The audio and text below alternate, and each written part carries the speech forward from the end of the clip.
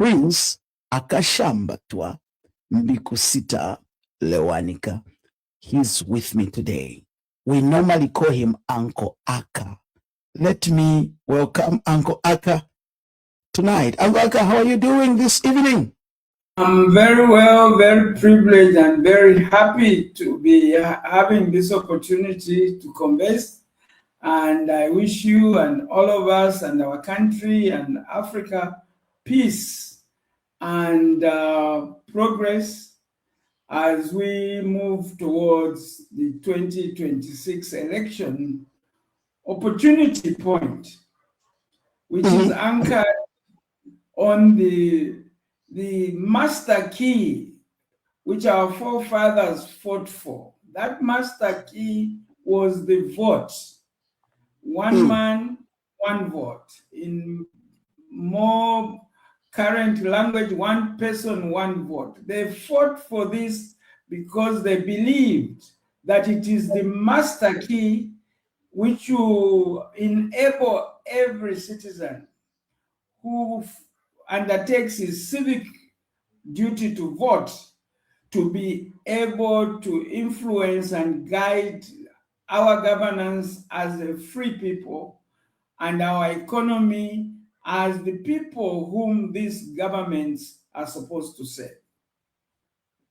Well. Uncle Aka, I want to quickly begin to dive into matters that the Zambian people would wish to hear. Zambians are aging to know. Let me ask you, because you are a veteran politician, you have been around for quite some time, and you have seen all the last 6 presidents, and you have experienced all of them, and now you are in the 7th republic at the moment. Let me say this. I want you to, in a nutshell, I want you to look into the last 5 years. I'm not going to go into the days of Kaunda, the days of FTJ. We're not going to go into that because it's going to take us another day. And I know that we have to hit the nail on its head. The last 5 years of the UPND government and President Hakainde Hichilema's administration. What are your thoughts? And I want you to be very fair here. I want you to bring to us, what are the successes that you can reflect on? And if there are any failures, will you be bold enough tonight and share with us to say, no. Here there are these matters, there are these matters, and there are these matters. I want you to pick it up from there. Yes, let's focus on that. You've already mentioned the key word, change. The ushering in through the votes of citizens of the presidency of HH and the government administration of UPND was clearly a cast of faith for change. And so that the UPND, the last 4.5 years, and the entire program, who have to be judged on the extent to which they have fulfilled that change. And I think that on balance, it is negative. It is negative because when we reflect our experience and how we feel now, you find that the same grievances that they inherited are being echoed. The grievances of constitutional manipulation, the grievances of an economy that's not inclusive, the grievances of sectional domination, the grievances of people feeling that they're being discriminated against, the grievances of people feeling that the ruling party is treating the government of Zambia as if it's a party property, as if it's going back to the days when we had the expression, the party and its government, which we had hoped we had left behind in 1991. So in 2021, I certainly was ready for change, and a change that would have addressed these problems that we are saying were there before and have continued, in some cases, in a worse state. Sometimes they look worse simply from perspective, but other times with no doubt whatsoever that these problems exist. So now, Uncle Aka, I want you to come in and give us highlights when you say the UPND is running the government like their own house, and the Zambian people may feel aggrieved on that. Do you have any examples that you can cite? Do you have any can you substantiate? Can you back up from their own mouth? From their own mouth, they call this the New Deal government. The New Dawn, the New Dawn. The New Deal was from Wanawasa. The New Deal was from Wanawasa. Okay. I suffer from having experienced all of them. So New Deal, yes, the New Dawn. Yes. And one of the, just speaking one by one, one of the criticism they themselves had against the last government administration of PF over selective manipulation of the constitution in a biased manner, in a manner that's not fully consultative, in a manner that is not comprehensive. And this came to a head during Bill 10. And they spoke very much against it.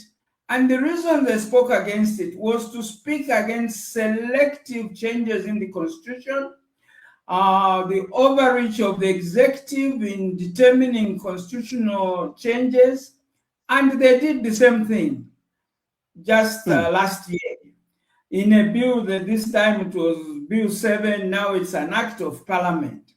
So in terms of the constitution, they have failed to bring a change which was necessary. The change which was necessary as far as the constitution is concerned is to stop the habit of government administration manipulating the constitution selectively in their favor against the outcry of people who don't feel included or who don't feel to be in a position to influence things. This has not changed. And the lack of that change is a failure, and a very disappointing failure. The other point is that President HH himself was a victim of a government administration that was arresting political opponents left, right, and center, exaggerating offenses to the extent that HH himself was a victim of a case put against him, a charge against him, which was basically, to all reasonable people, at worst, a traffic offense, but it was called treason, and he went into prison. Just recently, we are hearing government spokespeople talking about treason in a manner that intimidates anybody with a different opinion to watch out in case they step into a charge of treason. That this continuation of this habit is a failure. In terms of the economy, they inherited an economy which had continued for many years to be heavily indebted externally, heavily dependent on the IMF and the World Bank, heavily focused in terms of investment and development along the line of rail. This has not changed.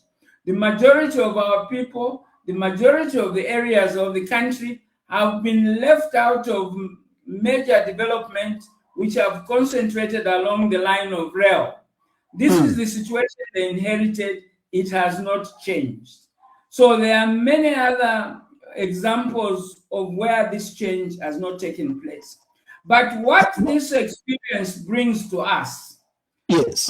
is that, as you have said, we have changed presidents, and now we are on the 7th president. We have changed ruling parties. But throughout this period, we seem to be dogged by the same problem.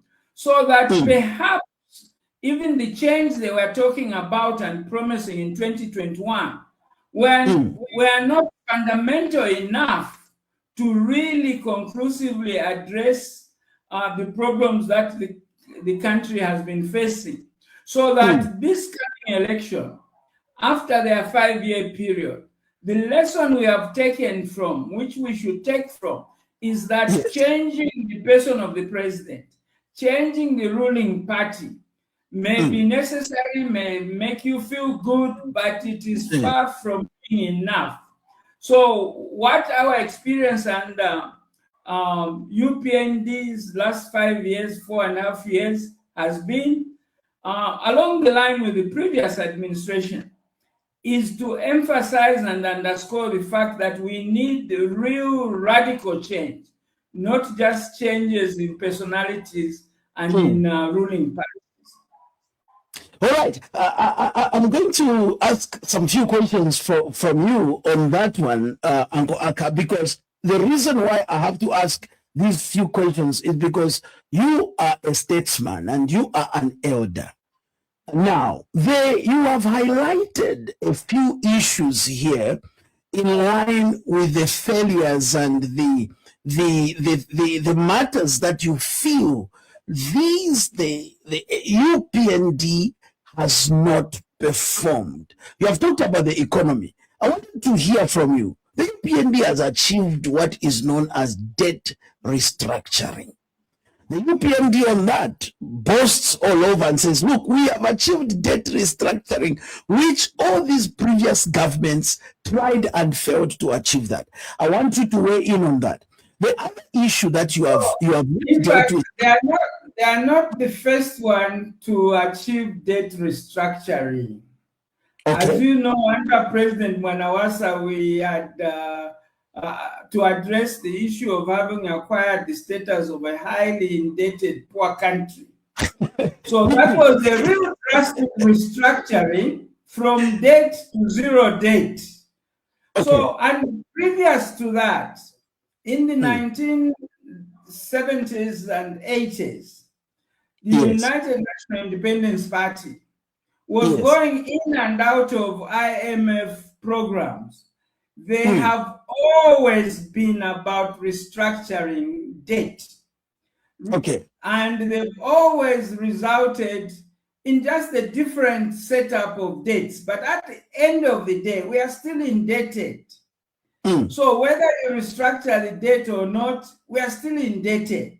So that, in other words, this is another example of where what they have done, which has been done before, has proved to be not fundamentally change causing enough, because we don't want to change how much debt we owe. We want to go to a stage where, without charity, we can have debt management which can be managed within our own economic development plan. Yes. This experience, which is not the first time, again underscores the need of fundamental change in the system of the economy, that all these little changes, IMF loans, IMF loan forgiveness, IMF loan rescheduling, are not enough. We have had this sort of treatment and that way of addressing our problem in this manner since the 1980s, and it has not worked. So we need a change of system beyond what we were promised in 2021, beyond what we have been promised each time there was an election. Mm. Now, I want you now to you are speaking well on a number of matters here, but I want to ask this question, and I will ask this question from you as a statesman. Are you telling me, Uncle Aka, that more than 5 years, you want to say, the whole lot of these 5 years, or the 4.5 years, because the team is still moving, though we are now almost going down the slope of the team. Are you telling me that there is nothing the UPND has achieved? Far from that. There is a lot that all our government administration have achieved, but it has not been enough. It has Okay. not tackled the fundamental problems of Mm, power sharing. It has not tackled the fundamental problem of equitable development. It has not tackled the problem of an economy that is dependent, an economy that sits together with underdevelopment, an economy that is disarticulated in the sense that that follows the colonial pattern, where the bulk of the territory is living in another century. The bulk of our territories are still using pit latrine, which stopped existing in Europe in the 19th century, while those along the line of rail and some bombers and some rich people are living in another century. Yes. So that it is time that we stop just touching here and there and bring about a minimum, at least a minimum program of radical change of system, radical constitutional change, so that after we have had the next constitution, it should stop being an election debate. Developed countries don't spend the 62 years discussing what changes to make to their constitution. The constitution should be a setup which is a foundation that is stable and that is a win-win for everybody and allows. And this is the reset, the radical reset that is called for. This is the radical reset that has not even been attempted in the last 5 years or in the previous years. Because in the last 5 years and the previous years, we've been satisfied with manipulating the constitution to partisan advantage, to personal advantage, to disadvantaging other parties, disadvantaging other things. So those changes now, my prayer, my hope is that we will use the opportunity on the 13th of August 2026 as a decisive moment. Someone called it a Sinai moment, when we come to terms to our responsibility to solve our problems once and for all by resetting the foundation, the political governance foundation, the economic management foundation of our country. I want to conclude on this part of set of questions with your statement on this, and I want you to look at this. The UPND government has achieved free education. You have heard children who could not afford to go to school in Shangombo, children who could not go to school in Kwarabo, children who could not go to school in Sesheke. Today, they are going to school free of charge. The UPND government is saying they have increased CDF and they are distributing CDF equitably using CDF committees around the country. Don't you feel that you as a statesman and as an elder, you are being maybe unfair to these UPND guys? No, I'm not being unfair. I'm being serious. Okay. You see, education is not about quantities, how many students. You know, for the last several months, I've been receiving reports that in some classrooms there are 65 children, primary, in a classroom. And 2 weeks ago, when I mentioned that figure, they told me to visit a particular school in Mungu to say there Yes. are 100 pupils in a class. And did you Now, go there and did you see that? we had difficulties in getting the attention we needed from teachers when we were 30 pupils in a class. When you double that, treble that, multiply that, clearly we have to examine whether the quality of education is being addressed. The quantity of the number of pupils may be addressed, but education is both a quantitative and a qualitative thing. And really, some of us have been shocked with even talking to university graduates. I was working with one university graduate from Unza, Yes. and he's been doing a master's degree. And he asked me where Accra is. Just this week, some Zambians showed their ignorance that they've never seen the dress of Ghanaians. The thing they call the blouse is most famously seen in a picture of Kwame Nkrumah on Independence Day on the 6th of March 1957, when he was announcing the independence of Africa, of Ghana. And when he was saying the independence of Ghana is meaningless unless it's followed up by the total independence of the whole of Africa, he was dressed in the same garment that president of Ghana last week came with. And many people who have finished 12th grade, or I don't know if they call it sixth form already, were unaware of that. Those are the products of your education. Even before you are staffing classrooms with 65, 70, 100, or whatever number it is. And I'm not speaking from without, because as a family, since 1989, we've been sponsoring a community school. So I know what quality of education is in many schools.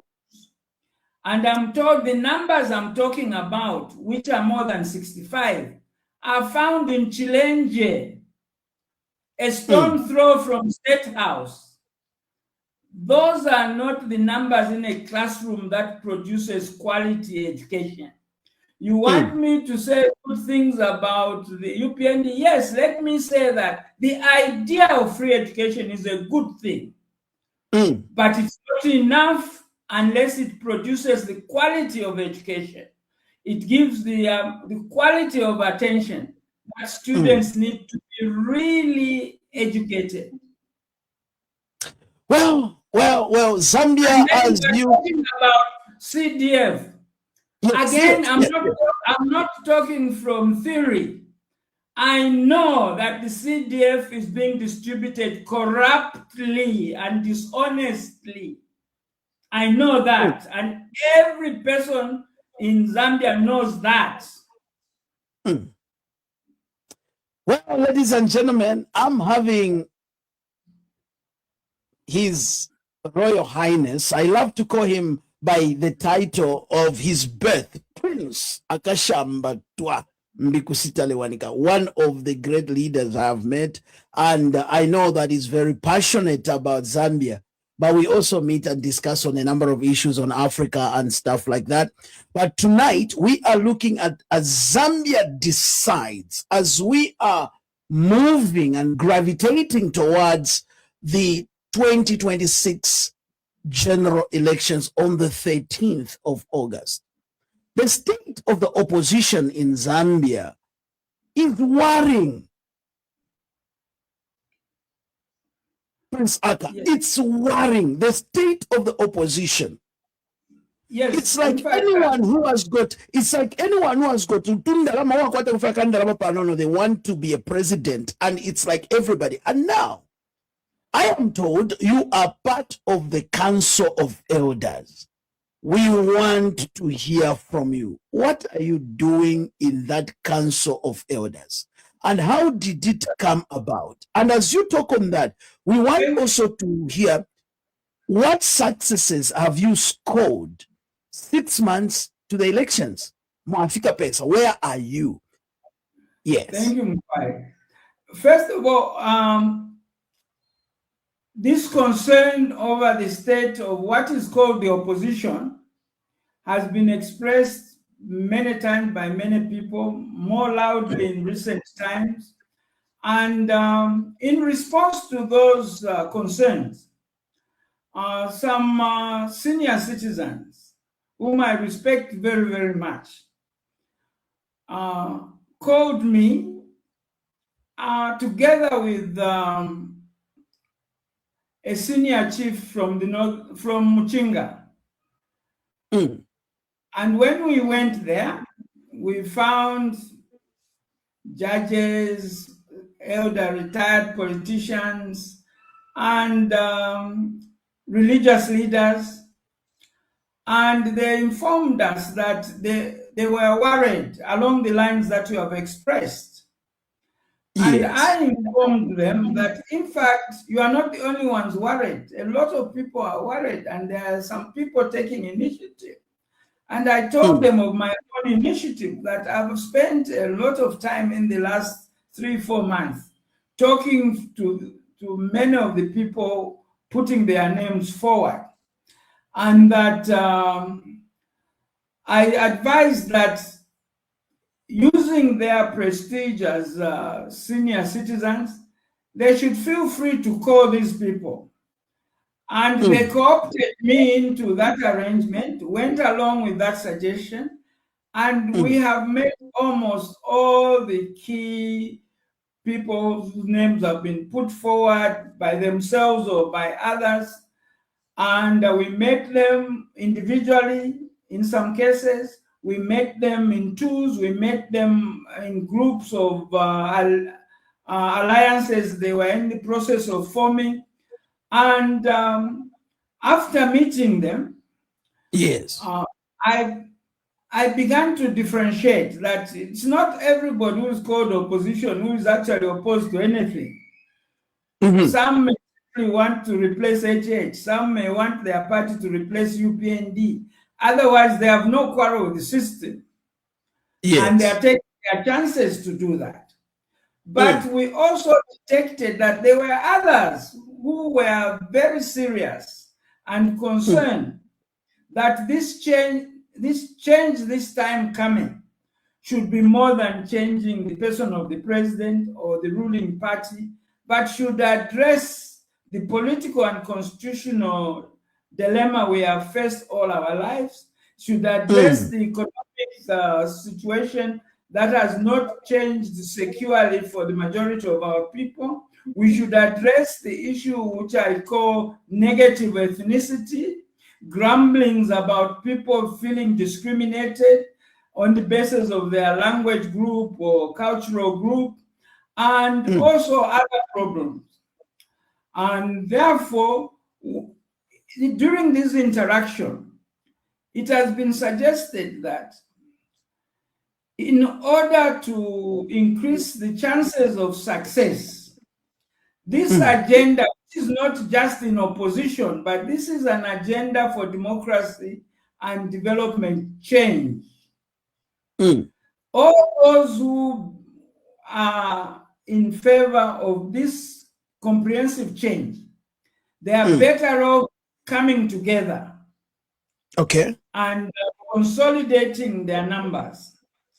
And what is the key thing is to recognize that throughout the independence period, yes, it has been demonstrated that one of the fundamental problems or political problems in Zambia, which links up to economic problem, is this personalization of power. And it's this single party dominance, overreach, which undermines the independence of the judiciary, the overseeing functions of parliament, which undermines the traditional authorities, which undermines so-called local government because of the lack of adequate power sharing about it. So problem number one has been this personalization of power. Okay. That if we are to solve the problems and address the fundamental problems, we should consider an idea in which political parties in Zambia were born with. Because one of the key slogans of the Northern and East African Congress at its founding was leadership through teamwork. So in the beginning of the independence struggle, our forefathers believed in collective leadership, not personalized leadership. The personalization of leadership is a development that started from the mid-1950s and degenerated to what it became during the independence period. And this is the cause of the problem. So that those who are coming together with the idea that they should constitute a political team leadership, a cross-party political team leadership of believers in the agenda of development and democracy change. Okay. Secondly, that whoever one of them is ultimately selected as the presidential candidate or vice presidential candidate, they should understand that and treat others and be treated by others as only first among equals, rather than the idea that one person will become our messiah, or one person, we have to organize ourselves around one person and hope to be saved. So that is one idea. The second idea is that they should get together and organize themselves to campaign together in a cross-party, and also commit themselves to a particular agenda which addresses these fundamental challenges that we faced, and also constitute a government which will be a cross-party government, a government of national unity, if you will, for the purpose of achieving a reset program based on the minimum program. Okay. So anyway, Zambia, here you have it tonight as we are chatting with Dr. Akashambatwa Mbikusita Lewanika, who is with me right now. And he's speaking a number of issues, and we are discussing issues towards the year that we are in, the activities that are coming. He has shared with us about the successes, what he calls successes, and the failures of the UPND government. And also we are now looking at the issue of unity among the opposition. As you know, that they have constituted themselves as the Council of Elders, and he's trying to break it down to us. There is a number on the screen that if you want to participate in this conversation, kindly give us a WhatsApp call on that number. You are free to call on that number right now, and Uncle Aka here is going to answer your question. Right now, before we receive any phone call. Yes, Uncle Aka, you wanted to come in quickly. Yes, so you had asked another question I've not responded. What success have we made? Yes, so far, we have 10 to 15 political parties who are ready to work together in this manner.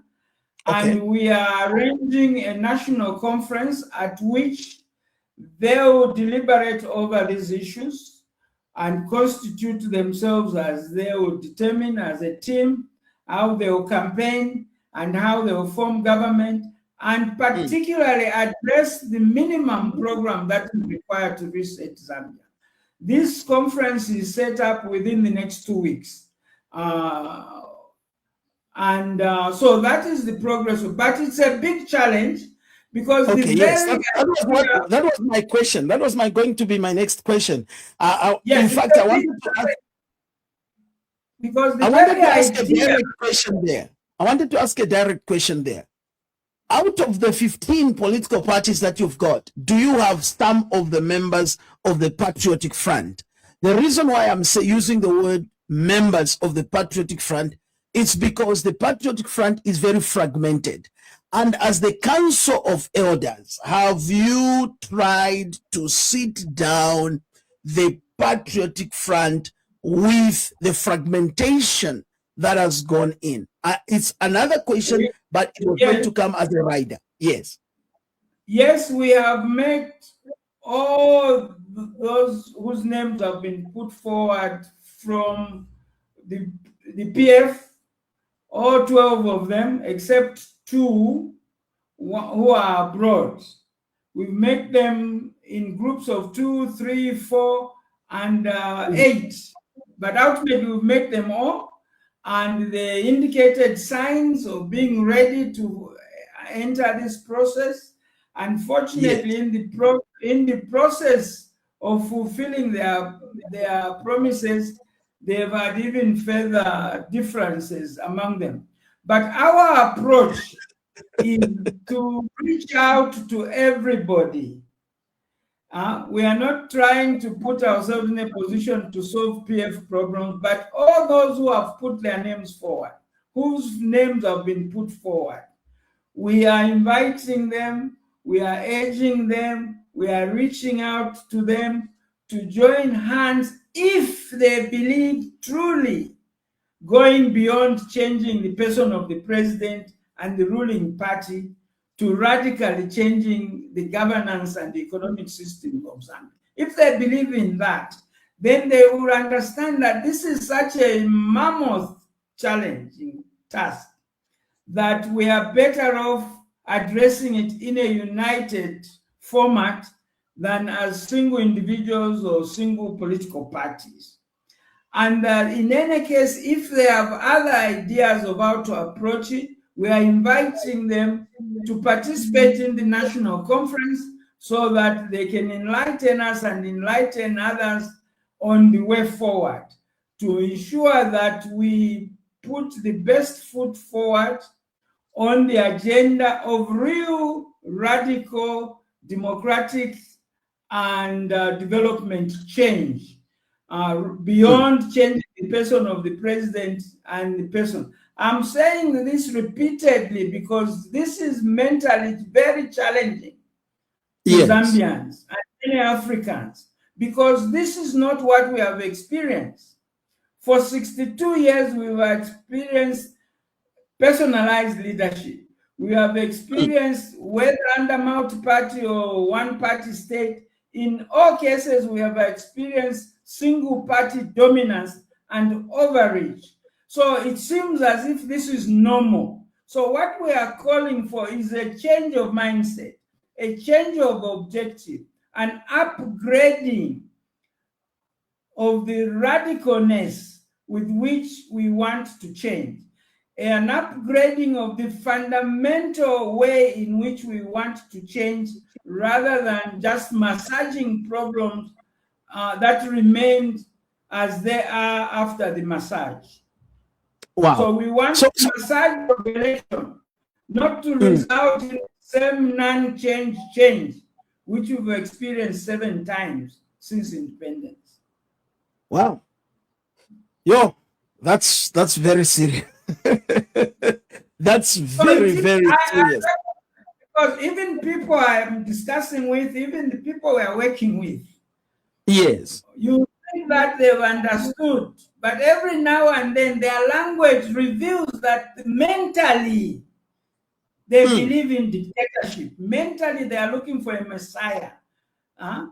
Even though so now, how do you intend, like you have really said mentally? I was going to ask this question before I say how do you intend to achieve it, but let me ask this question. Are you allowed to share with the viewers, because time is gone, and I think it is important for these viewers and the listeners to begin to say, okay, we know that the senior citizens are talking to political party A, political party B. Are you allowed to divulge that information, or that information is exclusive? No, we are working in a politically suppressive environment, so we don't cheat anybody ourselves that there's anything we are doing that the state doesn't know. And Yes. there's nothing we are doing we don't want the public to know. So we are very transparent. I should say that yes. Mm-hmm. The first step we made in public was to call a conference in which political party leaders and some of their members and civil society came, and on the 16th of January, and they constituted a national conference planning committee, which is working. It has met 3 or 4 times so far. We hope that it's having its last meetings in the course of this week, so that we'll be able to know what the plan is. The plan is still in the making, and some of the pieces are not together, particularly the financial end, and all sorts of other little things which we hope to put together in the course of the next week, or not much further than that. But I should say that I was privileged to be elected as the chairperson of the planning committee, and my co-chairperson is Dr. Mbita Chitala. Before we proceeded with the very first meeting, both myself and my co-chairman undertook that we ourselves personally are not interested, are not available to stand for any elective position. We want to be facilitators. Secondly, in the course of the second meeting, the would-be presidential candidates who are leaders of various political parties who attended pledged that they will remain part of the team that they constitute, even if they are not the presidential candidate, which I thought was a very encouraging statement. So we are moving forward together with people undertaking things that make the goal we have seem possible. But it's a difficult one, as I said, we recognize fully. But we wouldn't have problems that have lasted 62 years. In fact, some of these problems started showing their heads up even 74 years ago, long before independence. So they are deep-rooted problems. The problem of tribalism, the problems of using the vote properly, and all this have been there. So this is a big challenge. But I believe that it can only be solved by us. If not us, who?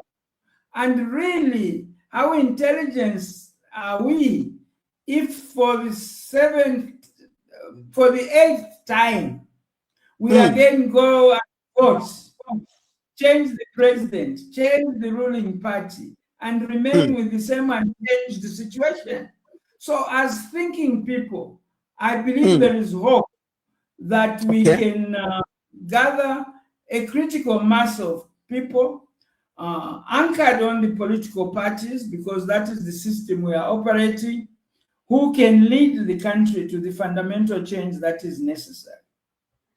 Well, as we begin to wrap up, let me begin to just ask some few direct questions so that the people that are following us on different platforms are able to go back with what we call takeaway homes or takeaways.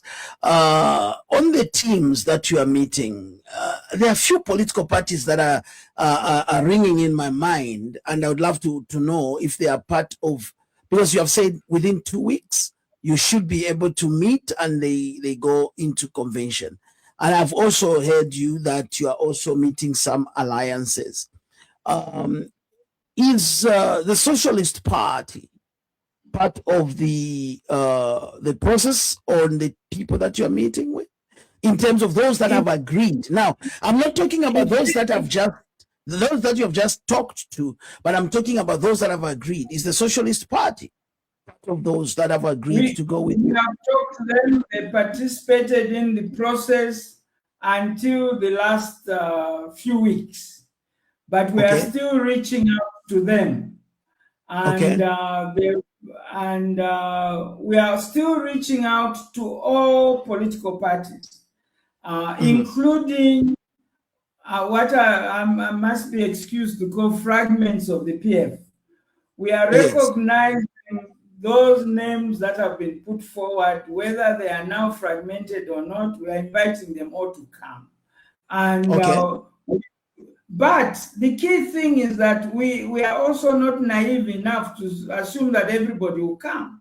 As I say, I don't even like the way the opposition, because it seems as if nobody asks the question, what are they opposed to? We want those who are opposed to personalized leadership. We want those who are opposed to single party dominance.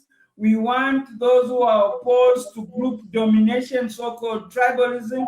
We want those who are opposed to constitutional manipulation and who are determined that for once, 62 years after independence, let's sort out this constitution.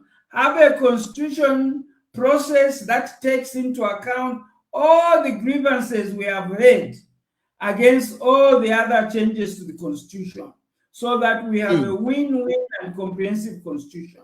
Those who are that serious need to get together, are being invited to get together. Those who have other motivations. Has Hari Kalava been approached, and has he responded? We've got a call. Yes. We've got a caller. We met with him and his team at least twice, but of late, he seems not to have come along. So as I say, we are not so naive as to think that everybody will come along. In any case, some of those will not come along. Just hold on there. Just hold on. We've got a caller on the line, and let me allow the caller to speak to us. Yes, go ahead, caller. Yes, good evening, Prince Aka. And I just remembered that you just had a birthday. So happy belated birthday to you. My name is Kapali Daka. Yes. Awesome.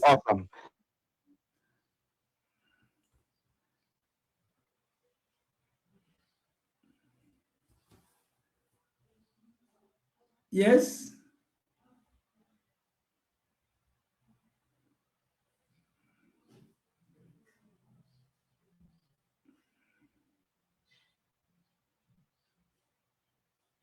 Hello?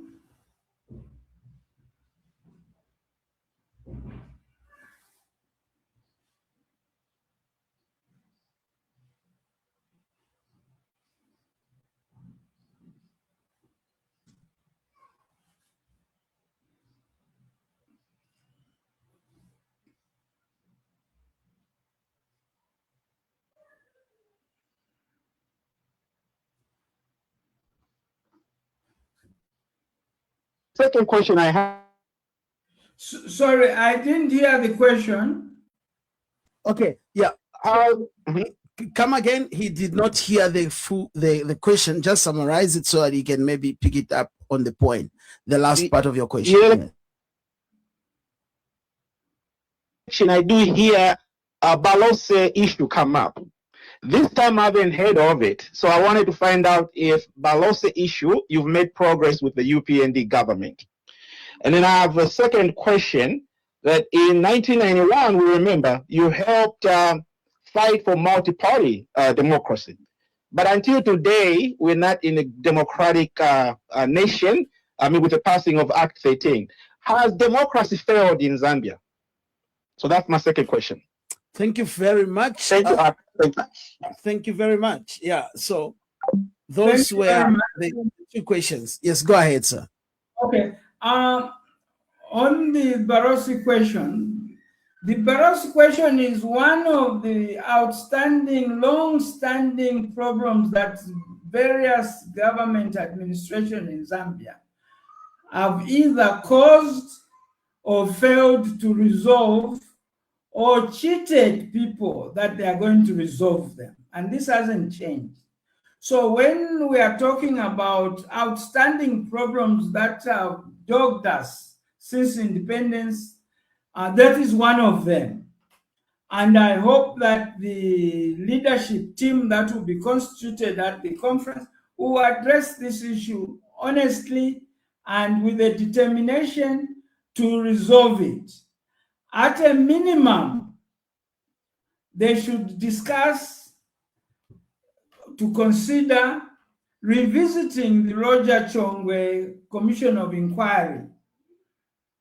Yeah. And address issues arising from that as a basis to open genuine and honest discussions and negotiation, dialogue, whatever word you choose, with the Barroso government.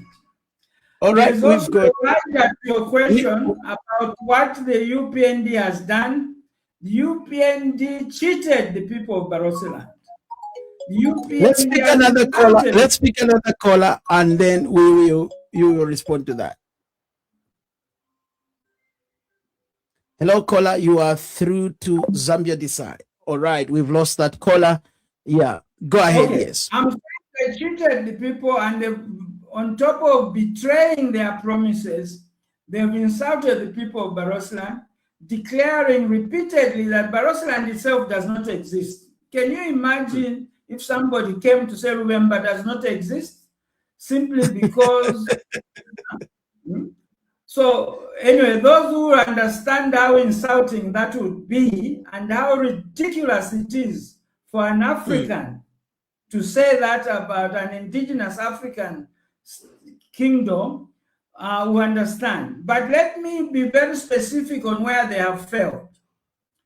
Having said that, they offered to negotiate.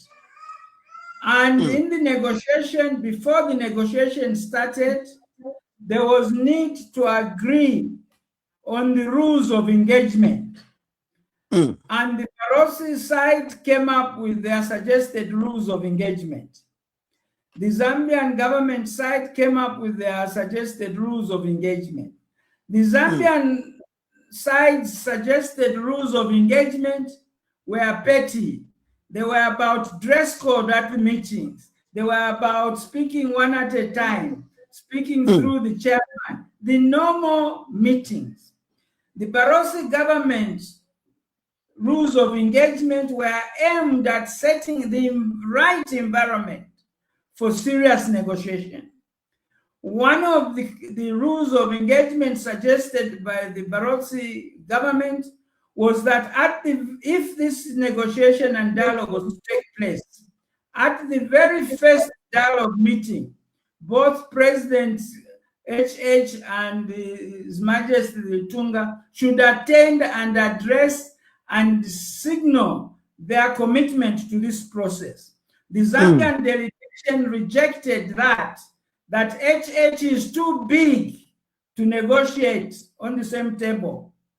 Two, the Barroso government asked that, can you, before we go into negotiation, recognize the authority of the Letunga in council. By the way, the expression Letunga in council is always misunderstood. It is another way of saying the entire Barroso government from village level to the central authority. Can you recognize this authority over Barroso land? The Zambian government refused. Thirdly, the Barroso government asked that while we are discussing this issue, can you decriminalize talking about it? Stop arresting people and charging them with treason when they discuss these things. The Zambian government refused. They refused every other serious condition which would have set up the environment for negotiation.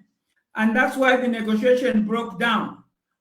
As a follow-up to the broken promises that had been given.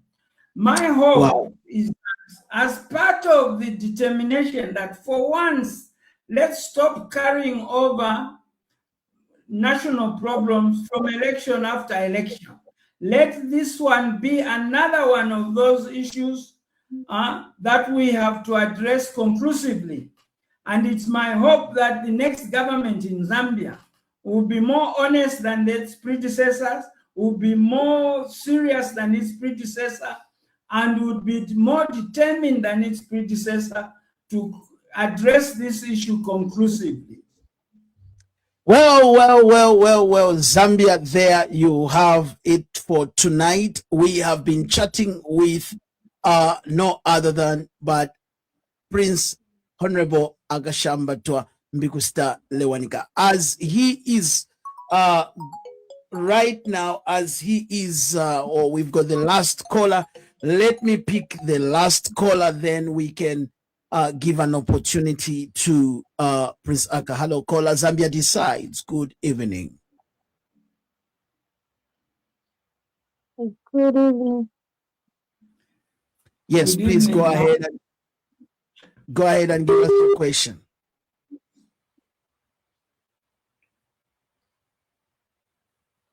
Well, the network seems to be failing on the other side, and our time seems to have run like water. Now, before you go, I want you to quickly give us your closing remarks. But as you bring in your closing remarks, allow me to suggest to say a few things to you. Zambia is going to the elections on the 13th of August. It has been almost 8 months since the passing of the 60th Republican President, Dr. Edgar Chagwa Lungu, who is not yet put to rest. And we wouldn't put entirely the blame on government, but we would also say, you, the elders, more especially you, Uncle Aka. My question with your colleagues in the team, what have you done about it? The same way you have gone to the opposition, did you as the elders make an attempt to sit down and go to meet HH and tell him to say, hey, wonder they sit down here, listen to us? I think the proper phrase, the way people, party leaders in the opposition came to us, we were asked. Okay. And we have not been asked by HS. But despite him not having asked, I am on record on at least 2 or 3 radio and television interviews. Yes. Saying that